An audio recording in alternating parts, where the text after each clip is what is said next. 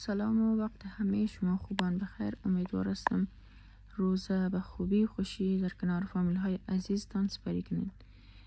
امروز باز هم میخواهیم در مورد یکی از موضوعات بسیار مهم در آمازون که محصول خوب پیدا کردن بر عمده فروشی یا هولسل است بحث کنیم. پس تا آخر ویدیو با ما همراه باشین، چینل را سابسکرایب کنین، لایک کنین، کامنت بتین و شیر کنین. اولتر از همه میخوایم در مورد پروداکت هانتینگ یا شکار محصول، یعنی پیدا کردن محصول که تقاضای بالا داره، رقابتش مناسب است و سود خوب هم داشته باشه بحث کنیم. در هولسل ما دنبال برندهای میگردیم که در آمازون فروش خوب دارن ولی خودشان مستقیم به مشتری نمیفروشن، بلکه با فروشندگان دیگر کار میکنن. خب حالا سوالی است که چطوری محصول ما پیدا کنیم. به خاطر این کار که ما یک محصول خوب بتونیم پیدا کرده، تولز ها و ابزارهای مهم و رایگان وجود داره که میتونیم از او استفاده کنیم. از جمله یکی از ابزارهای بسیار مهم که ما رو در پیدا کردن محصول کمک میکنه او کیپا هست که امروز به صورت عملی به شما یک محصول در کیپا نشان میدم که چگونه از چارت کیپا ما به خاطر پیدا کردن محصول استفاده میکنیم. خود کیپا به ما نشان میده که این محصول در طول زمان چند بار به فروش رفته. آیا قیمتش ثابت بوده یا تغییر کرده؟ آیا فروشنده زیاد روی محصول هستن یا نه؟ ما باید دنبال کدام محصولات باشیم؟ کدام محصولات در کیپا ما باید در نظر بگیریم؟ سیلز رنگ. اول سیلز رنگ محصول ما در نظر میگیریم، یعنی فروشنده وقتی که فروش میکنه به خوبی این فروشش به پیش میره یا خیر. دوم، تعداد فروشندگان خود زیاد نیست. اگر تعداد فروشندگان خیلی زیاد باشه پس رقابت دی سخت‌تر میشه، مشکل‌تر میشه. پس ما تعداد فروشندگان رو میبینیم که در او زیاد نباشه، رقابت زیاد نباشه. سوم چی میکنیم؟ قیمت محصول ثابت است، یعنی مشتری به او اعتماد داره. قیمتش یک بار از $9 به $2 و یا یک بار از $2 به $9 کم و زیاد نمیشه، یعنی قیمت ثابت را داره. اگر تغییرات هم میایه یک تغییرات بسیار اندک. خب حالا اگر بریم سراغ پیدا کردن محصول به خاطر تعیین کردن چارت کیپا، مثلا ما یک محصول آرایشی را در کیپا ببینیم. محصولات آرایشی به صورت عموم در خرید و فروش آمازون سود بیشتر را دارن، به خاطر که تعداد خریدارهای از او، تعداد فروشنده های از او هم بسیار زیاد است و فایده هم داره. پس هرگاه شما محصول را میخواستین در آمازون به فروش برسانین، بیشتر روی مواد آرایشی تمرکز داشته باشین. حالا ما هم یک محصول آرایشی را انتخاب کردم از آمازون. در آمازون نشته کردم بیست پروداکت هایی که بهترین هستن.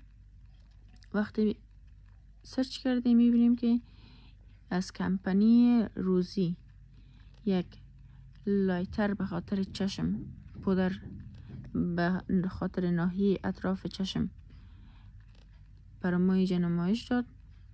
میبینیم که هر محصولی که مطابق با می باشه و در می کاتگوری بیوتی قرار داشته باشه هم نمایش داده میشه، ولی محصولی که SEO خوب داره و همچنان بیست سیلر است دی ثبت شده.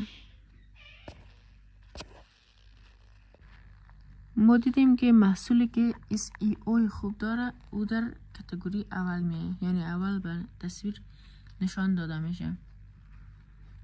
ببینین اما محصولاتی که مربوط به بیوتی است تمامش در اینجا ذکر شده. ما چک میکنیم همه چی و یکی از بهترین محصولات انتخاب میکنیم.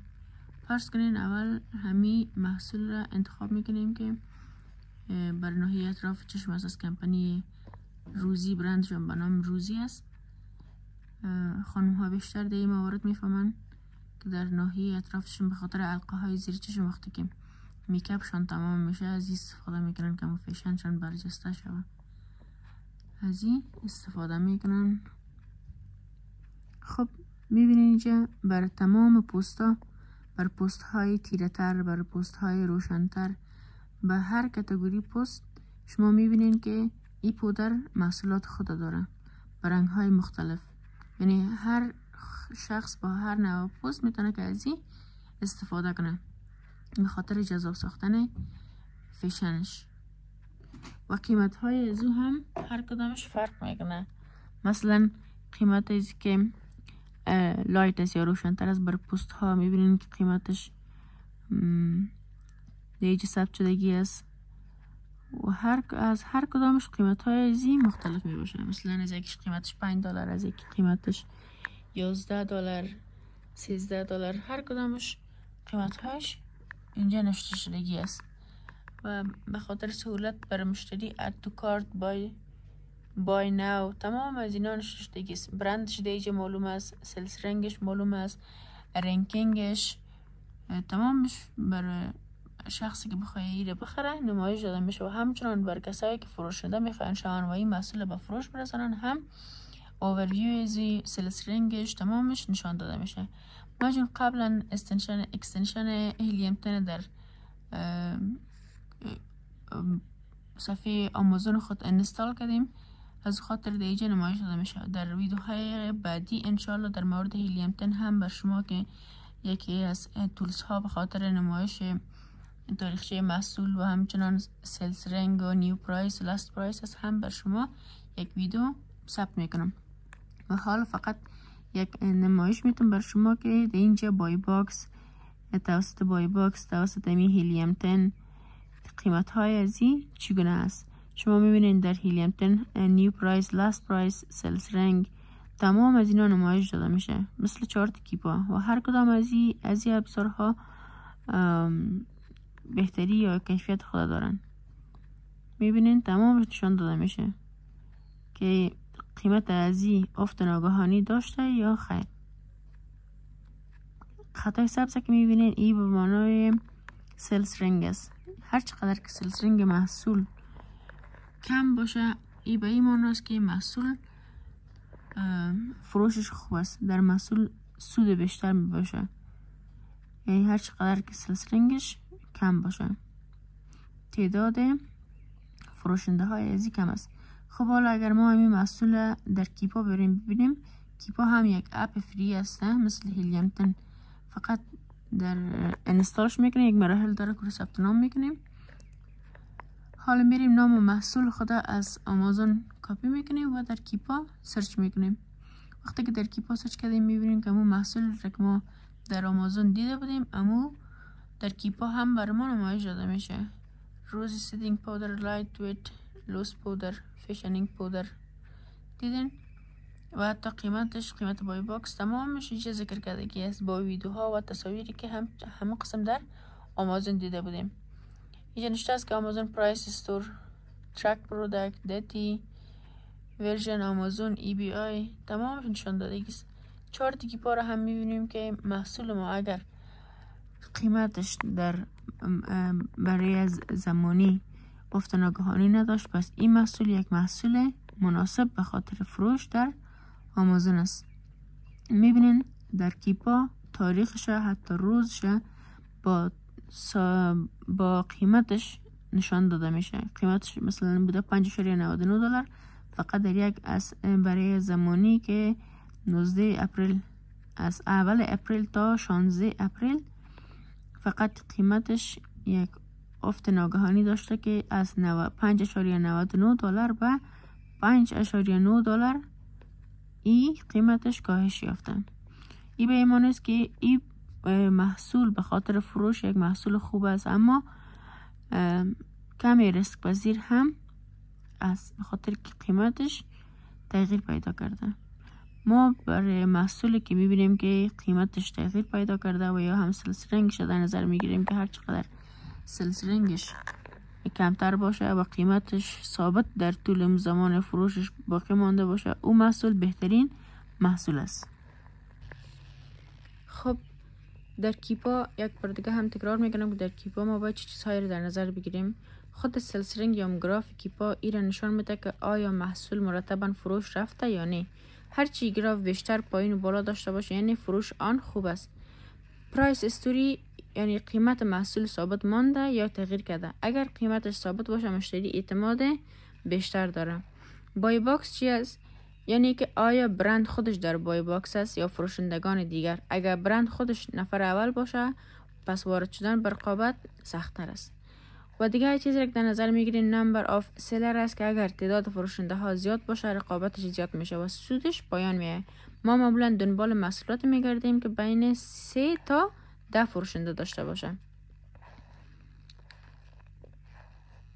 و بعضی از اشتباهاتی که ما نباید انجام بدیم و از او پرهیز کنیم گوش کنین که براتون یادآوری میکنم. فقط به قیمت ها نگاه نکنیم که سود واقعی در نظر بگیریم، بلکه باید در مورد FBA فیس و هزینه خرید هم حساب کنیم. از محصولات که برندشان در بای باکس هست دوری کنیم. اگر برند در برنامه آمازون برند راجستری ثبت شده و اجازه فروش نمیتن وقت ما رو هم تلف نکنیم.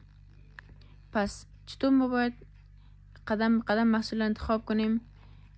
اول تماس با برند یا توضیح کننده است که با یک ایمیل حرفه‌ای یا یک تماس برند درخواست لیست قیمت یا حساب عمده فروشی میکنیم. دوم درخواست فاکتور رسمی است که آمازون به خاطر تایید فروش فاکتور رسمی با نام برند و تعداد خرید را هم میخواهد.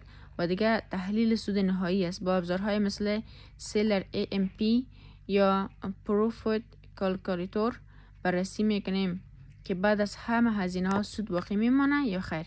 اگر یک نتیجه گیری داشته باشیم در آخر نیاز به تمرین دقت در پروداکت هانتینگ و در هولسل استفاده از ابزارها داره که با تمرکز و بررسی دقیق ما میتونیم که محصولات پرفروش و سودآوری را در کیپا تعیین کنیم.